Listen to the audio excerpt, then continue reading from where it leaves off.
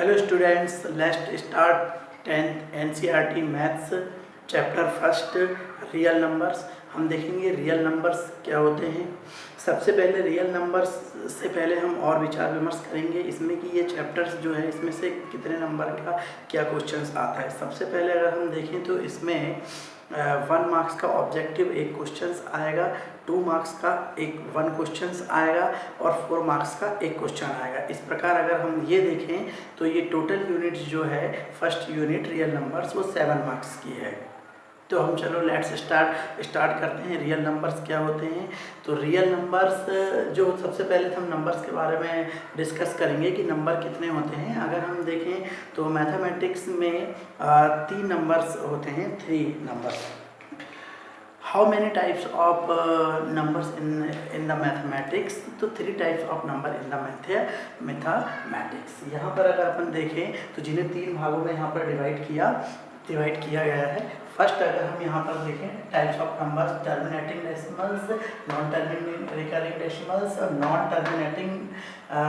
Recurring decimals. तो जो terminating decimals होता है जैसे 0.375, तो स्टॉप पॉइंट इसके बाद जैसे ये 5 है, 5 के बाद यहाँ पर कोई नंबर नहीं आएगा, तो ये कहलाता है terminating decimals. Non terminating recurring decimals वो होते हैं जैसे 0.66, तो इसमें सेम नंबर 666 आएगा और ये इन्फिनिटी है, ये does not go on go. Is that clear. तो ये खत्म कभी नहीं होगा और चलते ही जाएगा 666, तो डज नॉट एंड।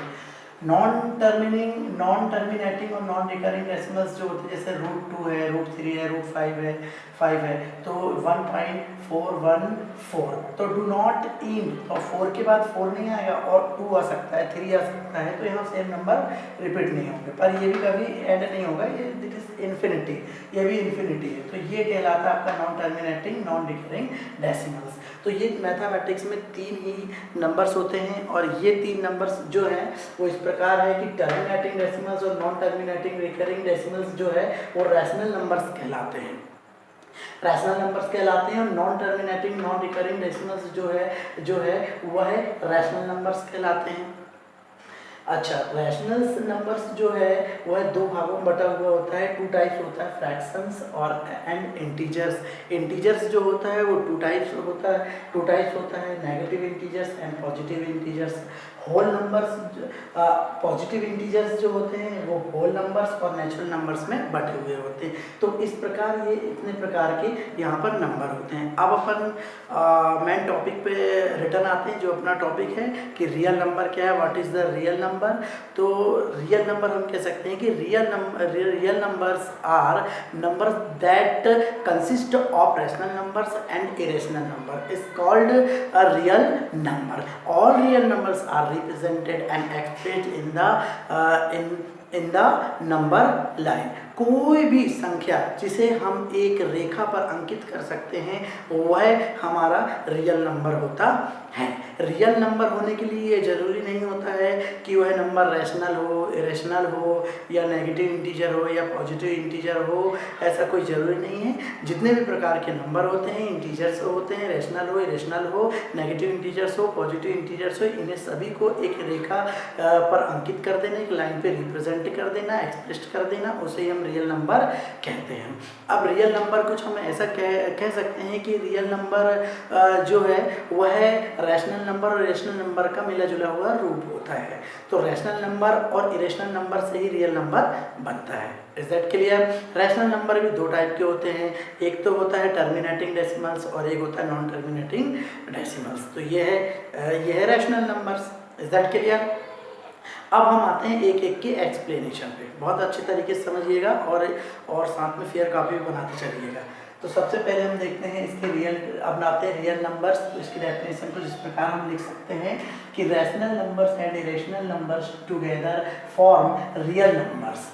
और हम ये कह सकते हैं कि रियल नंबर जो है वो रैशनल नंबर्स और इरेशनल नंबर्स से ही मिलकर बना हुआ है। जैसे उदाहरण, या फिर हम दूसरी परिभाषा बोल सकते हैं कि any number that can be plotted in the number line is called real numbers, कोई भी नंबर उसे जिसे हम एक रेखा पर एक लाइन पे अंकित कर सकते हैं वो है कहलाता है हमारा रियल नंबर्स। तो any number that can be plotted on a number line is called real number. जैसे ये लाइन है, यहाँ पे 0 है, ये 1 2 3 ये पॉजिटिव इंटीजर्स है, ये 1 2 3 माइनस में ये नेगेटिव इंटीजर्स है। तो इस प्रकार हम इसकी डेफिनेशन दे सकते हैं। नेक्स्ट आते हैं कि रैशनल नंबर्स क्या होते हैं। Rational, what is the rational number. तो रैशनल नंबर क्या होते हैं? रैशनल नंबर्स वो होते हैं जिन्हें हम P/Q के फॉर्म में लिख सकते हैं, वो हमारे रैशनल नंबर कहलाते हैं। Is that clear? जैसे कि a number is called rational if it can be expressed in the form of PQ। Example for 2/3 -70/12 5/7 etcetera. अब इरेशनल नंबर्स में आ जाते हैं। इरेशनल नंबर जो होता है जस्ट इसका अपोजिट होता है कि इरेशनल नंबर जो होता है can not be expressed in form of P/Q, जिसे हम P/Q के फॉर्म में नहीं लिख सकते, वो हमारा इरेशनल नंबर होता है।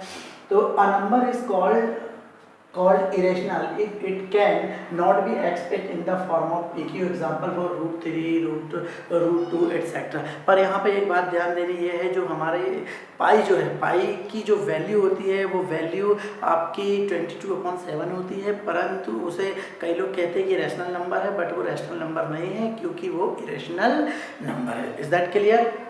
अब आगे आते हैं positive integers started 1 2 3 4 etcetera, negative integer started -1 -2 -3 -4 etcetera. अब आते हैं नेचुरल नंबर्स। नेचुरल नंबर्स क्या होते हैं? What is the natural number? Natural number is the counting number. The natural number started by 1 1 2 3 4 etcetera is natural number. Okay, अब आते हैं whole numbers. Whole numbers क्या होते हैं? तो होल नंबर्स बहुत इजी है। होल नंबर्स जो होते हैं वो स्टार्टेड बाय 0 हम यूँ कह सकते हैं इट इज़ जो काउंटिंग नंबर, जो नेचुरल नंबर्स है, अगर हम उसमें 0 ऐड कर दें तो वो हमारा होल नंबर हो जाता है। तो whole number is starting by 0, या फिर हम यूँ कह सकते हैं कि 0 1 2 3 it is the counting number plus 0। अब आते हैं important formula HCF into LCM equal A into B. यहाँ A और इंटू बी जो है वो दो वैल्यू है जिसे हम कहते हैं टू प्रोडक्ट। बहुत IMP फार्मूला है, इससे क्वेश्चन सॉल्व होगा जो कि हम आगे देखेंगे। ठीक है, टर्मिनेटिंग डेसिमल एक्सप्रेशंस जो है इसका एक क्वेश्चन 2019 की सप्लीमेंट्री में भी आया था और 2020 में भी एक क्वेश्चन आया है। तो आई होप ये भी एक IMP जिसके क्वेश्चन बनाकर वो पूछता है, तो इसे हम एक्सरसाइज में डिस्कस करेंगे। यहाँ फार्मूला बस देख लें आप और नोट डाउन कर लें रजिस्टर में, 2 की पावर n और 5 की power n। Is that clear? आगे आते हैं हम यूक्लिड डिवीजन लेमा एल्गोरिदम, जो कहा जा सकता है पूरी चैप्टर की पूरी शाउल है ये, मतलब पूरे चैप्टर की जो आत्मा है। तो वो है आपका division lemma algorithm Euclid's A equal BQ plus R। तो A for dividend, B for divisor, Q for quotient, R for remainder. फिर आगे हम चलते हैं कॉन्ट्राडिक्शन कॉन्सेप्ट। ये जो एक ऐसा कॉन्सेप्ट है जिसमें कोई रूट में हमें कोई वैल्यू दी रहती है या कोई नंबर दिए रहते हैं और उसमें लिखा रहता है कि यह एक अपरिमेय संख्या है, it is a irrational number, but हम उस क्वेश्चन को सॉल्व करते हैं रैशनल नंबर एज्यूम करके, और लास्ट में हमारा जो एजेप्शंस है वह रॉन्ग हो जाता है। अब वो कैसे होगा? और ये 101% IMP, इसका 4 मार्क्स से क्वेश्चन 101% NCERT मैथ्स MP में आएगा, 101%। तो इसे हम बेहतर तरीके से एक्सरसाइज में इसे हम डिस्कस करेंगे। Is that clear? ओके, अगर कोई भी डाउट है तो आप कमेंट्स बॉक्स में पूछ सकते हैं और मेरे चैनल को सब्सक्राइब करें, लाइक करें, शेयर करें, और अगर अच्छा लगे तो मेरे साथ बने रहें। Thank you very much.